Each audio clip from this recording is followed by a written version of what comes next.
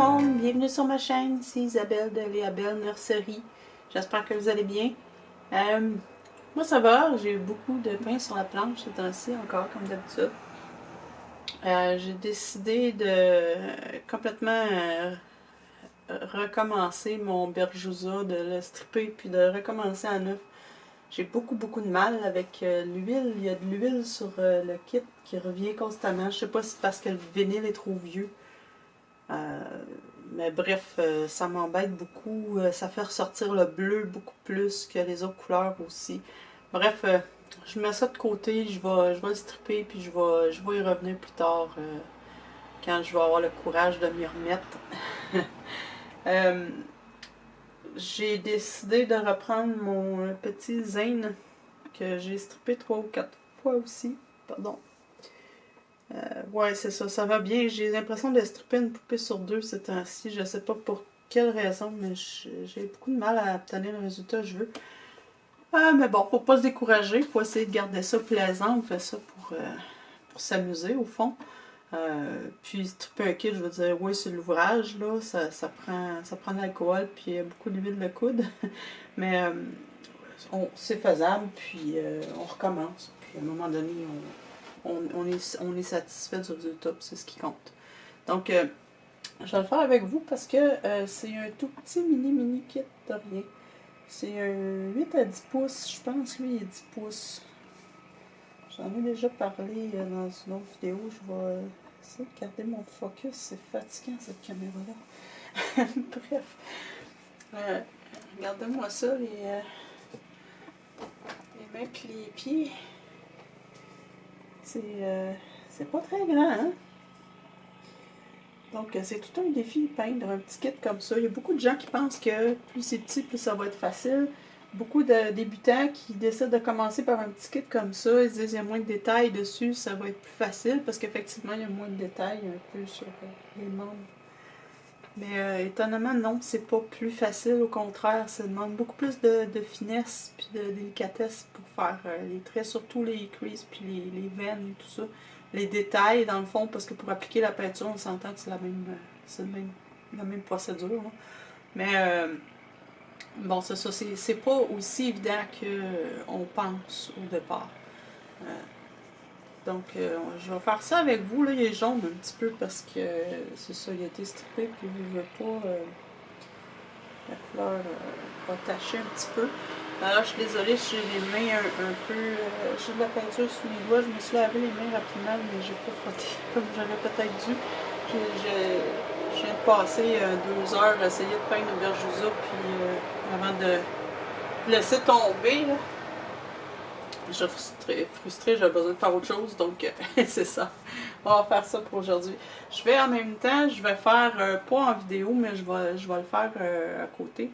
Je vais faire Emma, c'est un Reborn, un des tout premiers Reborn de Bountiful Baby, je crois. On l'a fait en 2016, 2015, 2016. Elle a les bras 3/4, mais les jambes complètes. J'aime beaucoup ses mains. Donc, ça c'est les jambes. C'est des jambes 3/4 pleines. C'est dur à dire vraiment. Je pense qu'elles sont pleines. On voit le petit creux ici de la cuisse. Donc, je vais faire celle-là parce que je veux faire une vidéo sur le routing. Puis, ben, ça me prend une tête un petit peu plus grosse que ça pour vous le montrer. Puis, j'en ai pas d'autres prêtes à avoir du mohair ces temps-ci. Remis, j'ai peint les cheveux. J'ai pas de mohair de grande qualité non plus. Les couleurs que j'ai sont très limitées. C'est dur hein, de recevoir des commandes ces temps-ci. J'ai commandé du mohair Delta Dawn, puis le 21 septembre j'ai commandé. C'est bloqué à Chicago depuis le 27 septembre. Ça n'a pas bougé de là, donc je pense pas que je vais le voir apparaître un jour. Habituellement, mon mohair, il y en a plusieurs que je commande sur Etsy, puis ça vient de la Russie. Encore là, si la Russie réussit à m'envoyer du mohair, ça va prendre 2 mois, 2-3 mois. Donc, je suis limitée un petit peu là dans mon mohair. Je vais y aller avec ce qui me reste. On verra. Peut-être que je vais réussir à en recevoir avant d'être rendu à ça. Attendez-vous pas à voir mon vidéo de routing bientôt. Là, ça risque de prendre un petit peu de temps. Je vais faire ce que je peux. Je vais regarder si je peux récupérer du mohair si j'en ai qui me reste assez beau pour pouvoir vous le montrer. Parce que ça ne me prend pas du mohair trop fin. Vous ne verrez pas ce que je fais. Donc ça me prend un type de mohair qui est un petit peu plus épais. Puis c'est ça, j'en ai vraiment plus beaucoup. Donc on va commencer. Le petit zen, il est préparé, il est prêt à peindre. Naturellement, moi j'utilise la méthode des couleurs primaires. C'est-à-dire, je vais avec en alternance des couches de bleu, de jaune et de rouge jusqu'à temps que j'obtienne le teint de peau que je souhaite. Le mottling vient pour beaucoup dans mon final teint de peau aussi. Pour mon mottling, je vais avec d'autres couleurs. J'utilise pas uniquement celle-là. C'est pour ça que souvent je vais dire j'utilise la méthode des couleurs primaires. Mais je l'ai adapté aussi, là, c'est pas uniquement ça. J'utilise, quelquefois, je vais utiliser un bonbon comme ça pour le teint de peau aussi, donner une couche comme ça, puis une de vert, vert de vessie, là. Vert, pas sapin, mais une espèce de vert kaki aussi qui donne un bel éclat à la peau. Ça va m'arriver parfois d'utiliser terre d'ombre brûlée ou terre de sel brûlée. Ça, c'est la terre d'ombre brûlée. Des fois, quand je suis tannée d'y aller avec juste une couleur. Puis pour mon mottling, je vais rajouter un rouge un peu sanguin. J'utilise celui de Reborn FX, pardon, Baby Lips. Mais à la base, c'est vraiment du rouge avec une petite touche de brun dedans. Pas rien de très très compliqué. Donc je vais utiliser souvent cette couleur là pour mon mottling, puis parfois je vais utiliser un rose. Je vais utiliser, je l'ai-tu ici, un cramoisi, un crimson, quadri, sidon, crimson, ça donne un beau espèce de rose vif là. Fait que je m'amuse avec les couleurs, puis des fois je change. Des fois je vais rajouter un rose pâle. Des fois je vais y aller juste avec les couleurs primaires. Je vais varier mes types de bleu. Tu sais, les types de bleu, là, on en a beaucoup de sortes de bleus différents. Là. Juste la différence entre ces deux-là, vous voyez, là, c'est pas le même bleu. Donc des fois ça vient changer un petit peu le résultat. C'est pas méchant, ça fait du bien aussi varier un peu. Pareil pour quand je fais ma base de couleur primaire. Là, ça donne que c'est un bleu avec une teinte de vert un petit peu. Je pourrais aussi bien prendre mon bleu outre-mer aussi, puis ça ferait différent, ça ferait autre chose. Pareil pour les rouges, il y a des rouges chauds, des rouges froids, bref. C'est bien de varier puis de s'amuser un petit peu, puis de ne pas rester toujours dans la même routine, autrement ça devient lassant, surtout quand on en fait beaucoup, là. À un moment donné, on veut pas que ça devienne travail à la chaîne, la peinture à numéro, là. Donc, j'ai des commentaires, des fois les gens me disent je sais pas quelle couleur prendre, je sais pas comment mélanger mes couleurs. Allez-y donc à votre goût selon ce que ça vous tente.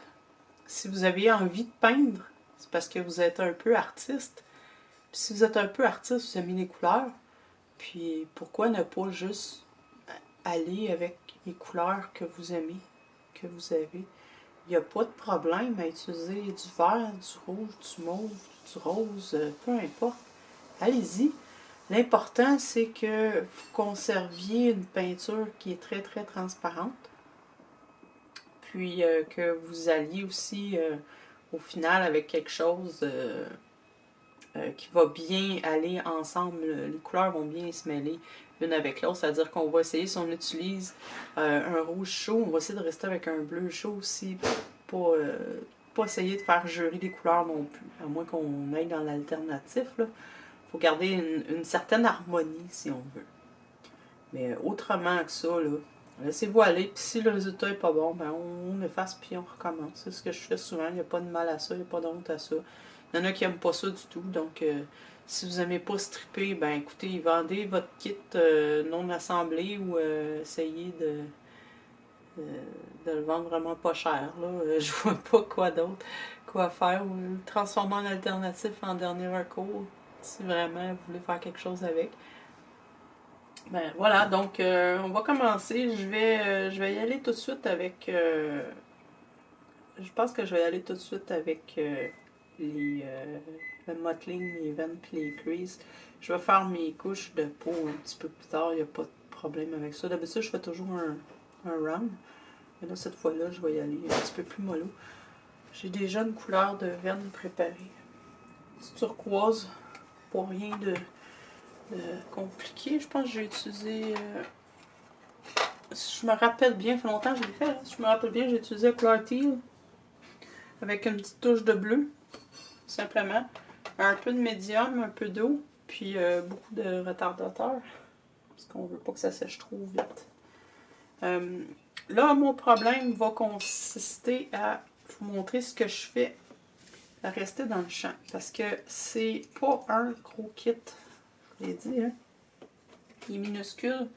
Ça va être peut-être un petit peu difficile pour moi de garder le focus, donc je m'excuse d'avance si jamais le focus, ça vient embrouiller ou si vous voyez pas bien. Je suis désolée pour ça, je vais faire ce que je peux. Mon placement de caméra est un petit peu limité à l'endroit où je suis, donc on va faire ce qu'on peut. Donc, on va essayer de zoomer. C'est possible. Peut-être. Excusez mes doigts pas beaux. Hein? Donc les veines, si vous avez déjà suivi un de mes tutoriels, vous savez à peu près où les placer. Vous pouvez regarder des photos de nouveau-nés, ça va vous donner une bonne idée aussi. Moi généralement j'en place sur le devant de la tête.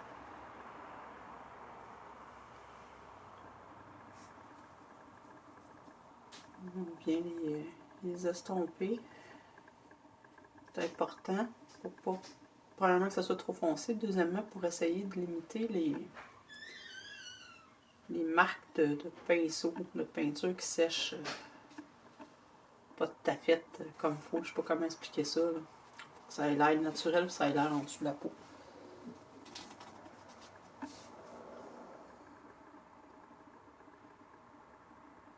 Vous pouvez, si vous n'êtes pas certaine de votre couleur, que vous pensez que votre couleur est peut-être trop foncée, trop pâle, vous n'êtes pas sûr, allez-y pas directement dans le front. Et, moi, c'est parce que j'ai l'habitude, puis je connais ma couleur. Là. Vous pouvez très bien commencer à l'arrière de la tête. Comme ça, si vous voyez que votre couleur elle sèche trop vite, par exemple, qu'elle est vraiment trop intense, trop foncée, à ce moment-là, soit vous l'effacez si vous êtes au tout début, soit vous pouvez le couvrir avec des cheveux plus tard. Donc, des fois, c'est plus rassurant de commencer par un endroit qu'on ne voit pas très bien, qu'on peut camoufler. Quand on devient beaucoup plus à l'aise, on prend plus de risques. De toute façon, moi, je suis au tout début, j'ai pas utilisé d'autres couleurs, encore d'autres peintures, donc même si je me trompe, ben, j'effacerai. Hein. N'oubliez pas de faire des zigzags. Hein. C'est important que ça ne soit pas des lignes droites. Vous pouvez vous amuser aussi avec la largeur des veines, en faire des plus minces puis des plus larges. Comme sur notre peau, il y en a des plus petites puis des plus grandes.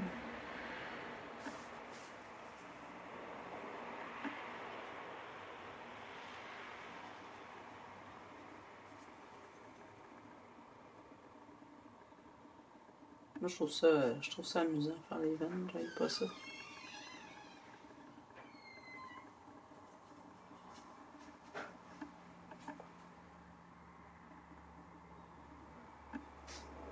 Là, il fait très beau, très chaud aujourd'hui. 22 degrés, ressenti 25. On ressent pas encore 25 là, ici. J'imagine qu'en ville, ils doivent le sentir plus chaud que ça, mais le fond de l'air est très chaud, il fait beau soleil. C'est magnifique. Tantôt, je vais probablement sortir avec le chien et aller prendre une petite marche. On va faire du bleu. Si vous le souhaitez, vous pouvez utiliser le même bleu pour faire vos zones de bleu sur le visage. Des fois, je l'utilise ici entre les deux yeux sur le pont du nez.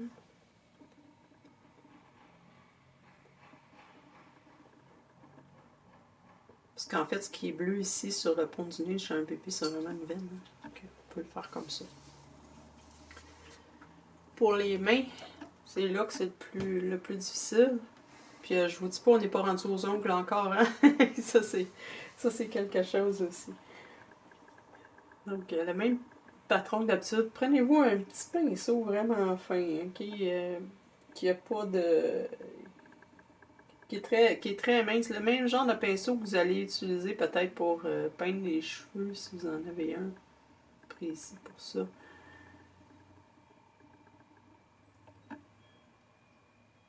Sur une plus grosse poupée, ça va. On peut utiliser un plus gros pinceau puis obtenir des beaux résultats pareils. Mais celui-là, il est tellement petit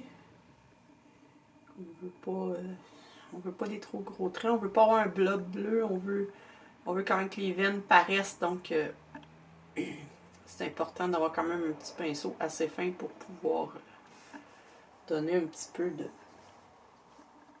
définition à nos veines. Là. Ça va être pareil pour les creases. Là. On va essayer d'y aller avec un plus petit pinceau. Moi, j'en fais pas nécessairement partout sur le bras. Là. Je vais assez de base avec ça.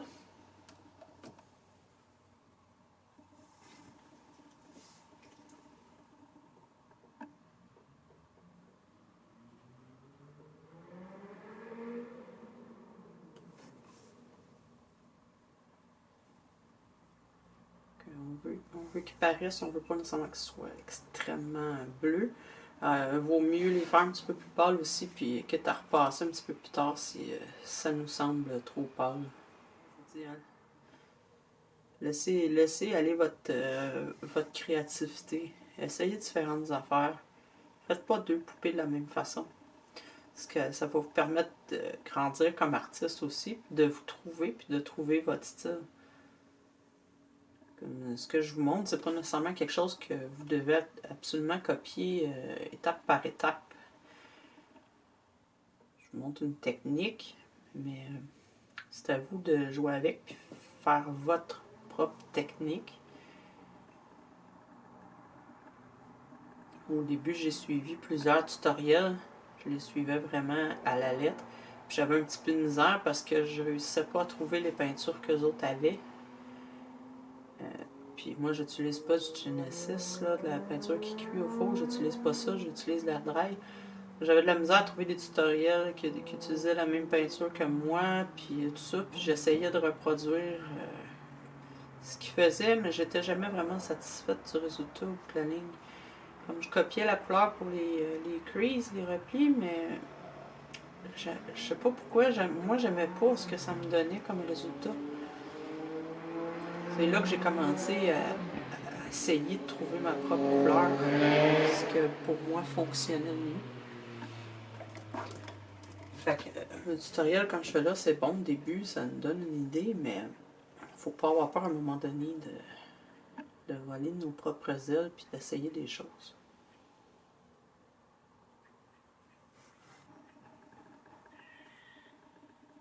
Bon, je pense que c'est bien. Ensuite de ça, partie délicate justement, ça va être le fond bleu. Les sous-couches, le sous-teint, comment ils appellent ça? En anglais, c'est les undertones, mais en français, je sais pas s'il y a un nom précis pour ça. Ça va bien, tu sais, je connais pas les termes dans ma propre langue, là. Comme quoi, c'est très très américain comme loisir, comme beaucoup de choses, puis tout est en anglais quasiment dans ce milieu-là, c'est dur de trouver les bons termes. Donc, je prends un bleu qui est un petit peu plus foncé que mon bleu mon bleu que j'utilise pour la couche de peau, là. Il est un petit peu plus foncé, mais pas beaucoup plus. Il va probablement falloir que je repasse une deuxième fois plus tard. Je vais dans le creux entre le sourcil et le front. Puis je vais doucement parce qu'il n'est pas grand, c'est pas une grosse poupée, c'est pas un gros kit. Je veux pas en mettre partout. Donc on y va un petit peu plus délicatement. Naturellement, on estompe. C'est important. Comme là, je pense. J'en mets dans le coin des yeux, encore là, assez délicatement. Je vais repasser sur le dessus de mon nez. Là, c'est dur avec l'éponge. Il faut que j'y aille avec un pinceau sec. Estomper un petit peu. On va mettre un petit peu sur le coin du nez. Surtout lui, il fait un sourire, il a la bouche un petit peu ouverte là. Un petit peu ouverte. Les joues un petit peu creusées.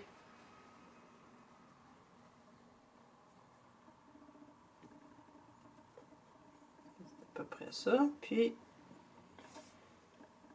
ici un petit peu entre la lèvre puis le menton, puis sur le coin de la bouche comme ça. Partout dans le fond, ce qu'il y a un creux. Un creux où est-ce que la peau est plus mince, puis on veut souligner un petit peu de transparence. C'est là où est-ce qu'on va mettre du bleu.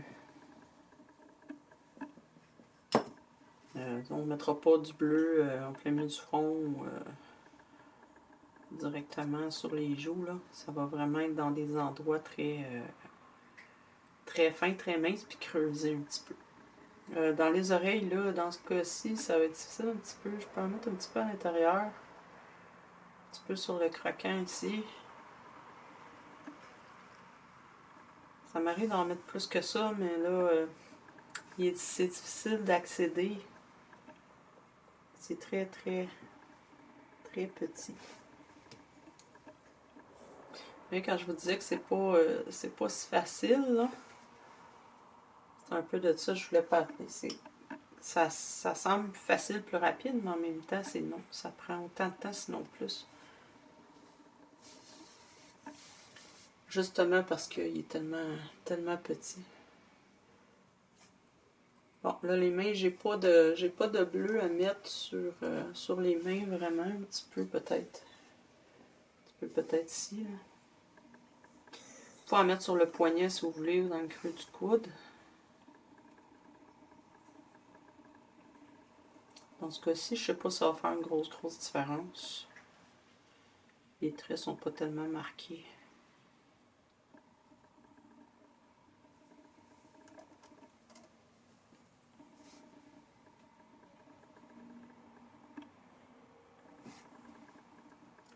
Ça, je reviendrai plus tard si je vois que ça manque. Pour les pieds, ben, comme d'habitude, on va y aller juste un petit peu en dessous du pied.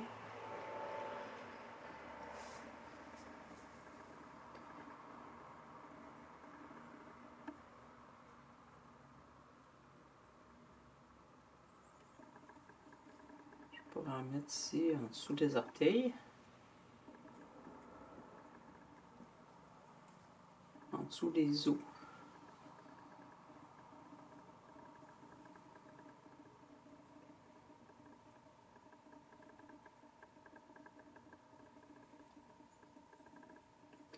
Un petit peu dans le creux en arrière du genou.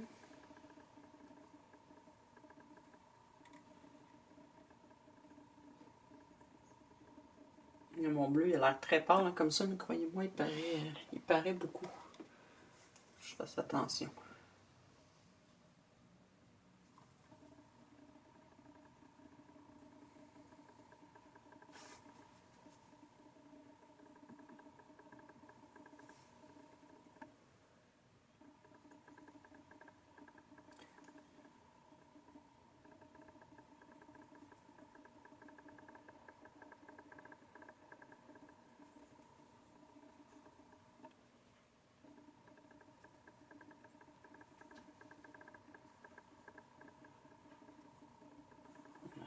genou ici. Si c'était des jambes complètes, j'en rajouterais probablement un petit peu à l'intérieur de la cuisse aussi. Dans ce cas-là, c'est des jambes 3/4. Donc ça pour le bleu. Pour le jaune maintenant,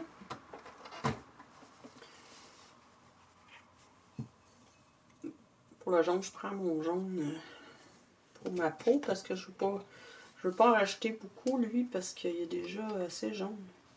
Déjà assez jaune de même.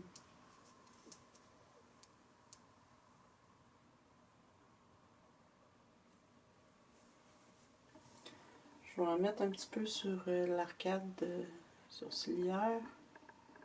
Et comment c'est très pâle. Hein? Je vais en mettre un petit peu en dessous des yeux, sur le dessus de la joue. Je vais en mettre un petit peu sur le dessus du nez. Je vais en mettre un petit peu de chaque côté du petit creux là, en dessous du nez. Un petit peu sur le dessus du menton. Pour ça, si vous voulez en mettre un petit peu sur le craquant des oreilles, vous pouvez aussi.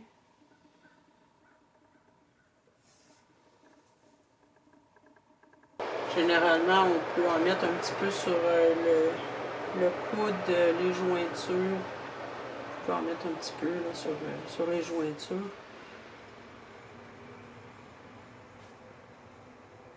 Coude, jointure, bon, ça peut-être un petit peu dessus du poignet là, quand les petits os du poignet qui ressortent un petit peu. Là,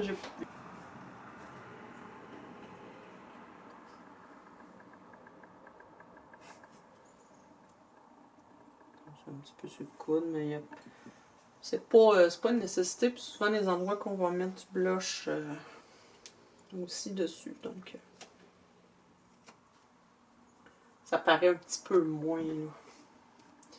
C'est des techniques un petit peu plus avancées là, quand on est rendu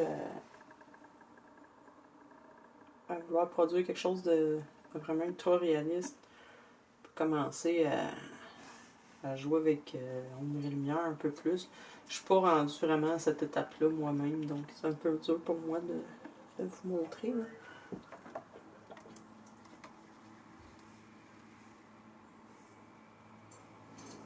J'en mettrai un petit peu sur le dessus du genou aussi, un petit peu sur les os de la cheville, puis ça va pas mal être ça.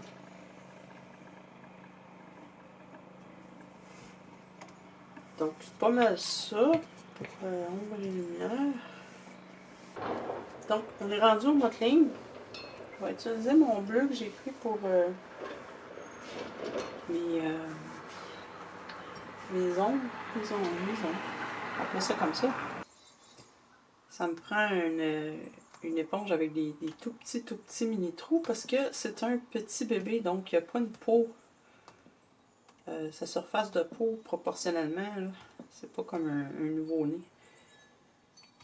Donc ça, ça va être un défi de faire des tout petits trous.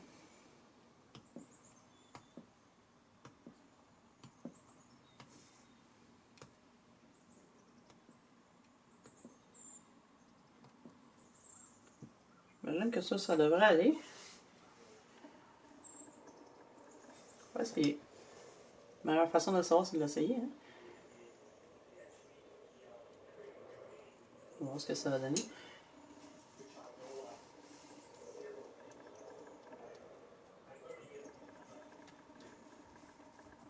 C'est pas si pire.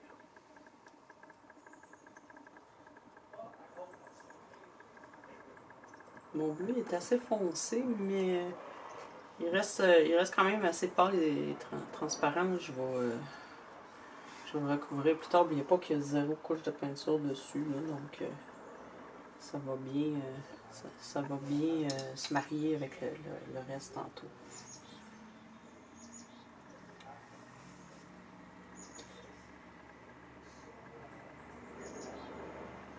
Donc on y va, c'est comme une étampe.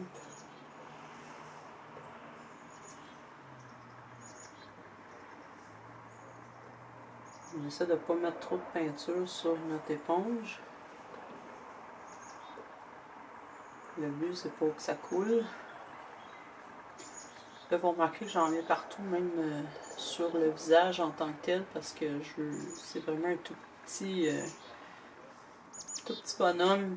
Je vais faire un petit peu plus style prématuré, là. Ce sera pas l'exacte technique que j'ai pris pour faire prématuré, mais je veux que ça ressemble un petit peu. Je veux qu'il y ait quand même beaucoup de mottling. Là, les bras, ça va être difficile. Je sais qu'il y en a ce qu'ils font aussi, ils vont utiliser comme une éponge à maquillage, là, sur le bâton, là, les petits tampons maquillés là, qui viennent avec les petites boîtes de maquillage pour les yeux. Là. Petits tampons, il y en a qui prennent ça. Je n'ai jamais essayé. Faudrait que j'essaie. Peut-être que ça aiderait. Pour l'instant, mes éponges comme ça avec un peu petit trou, ça fait le travail. Là. Il y a de la peinture qui a coulé un petit peu. Tapotez-la avec le côté de l'éponge, ça va vous aider. On peut avoir quelque chose de trop flagrant, des coulisses ou des gouttes, quelque chose qui ressemble à des gouttes. Là. Faut vraiment que ça soit consistance d'une étampe.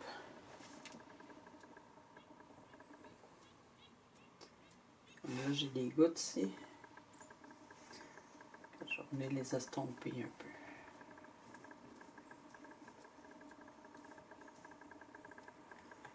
Puis la raison que pour laquelle je commence direct avec le bleu, c'est comme je dis tantôt, j'ai pas mis rien, j'ai pas mis de peinture, j'ai juste fait 2 étapes.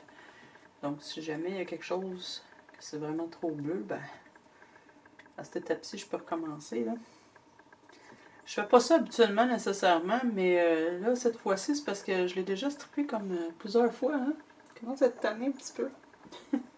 Donc s'il y a de quoi, j'aime mieux que ce soit au début. Je pense que tout ce qui se passe ces temps-ci, ça vient jouer sur le moral, ça préoccupe un peu, puis j'ai plus de misère à me concentrer sur ce que je fais, peut-être, je sais pas.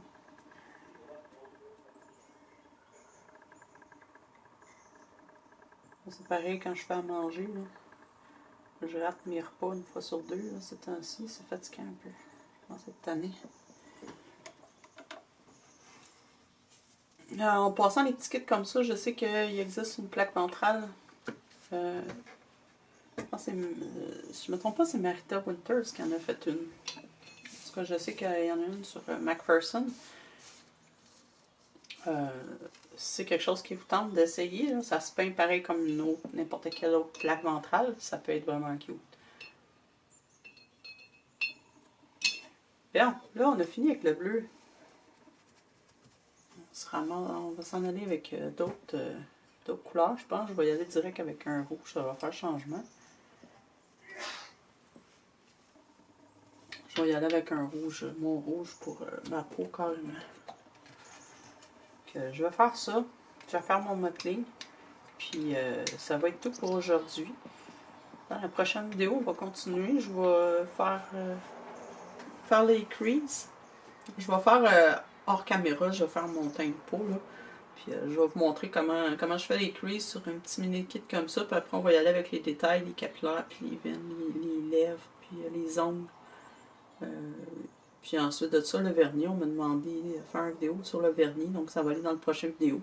Devrait être pas mal complété à cette étape-là, donc je vais être bonne pour vous montrer comment on vernit. Puis ça va être ça, je pense. Donc je vous remercie beaucoup. Passez une belle journée. J'espère que vous avez apprécié et que ça vous a été utile. Puis gênez-vous pas, hein, si vous avez des suggestions de vidéos, moi, ça fait mon affaire, j'aime ça. J'aime ça savoir qu'est-ce que vous avez besoin, qu'est-ce que vous aimeriez voir. Des fois, je manque d'idées un petit peu, donc oui, ça me fait plaisir. Donc, merci, passez une belle journée. Hein?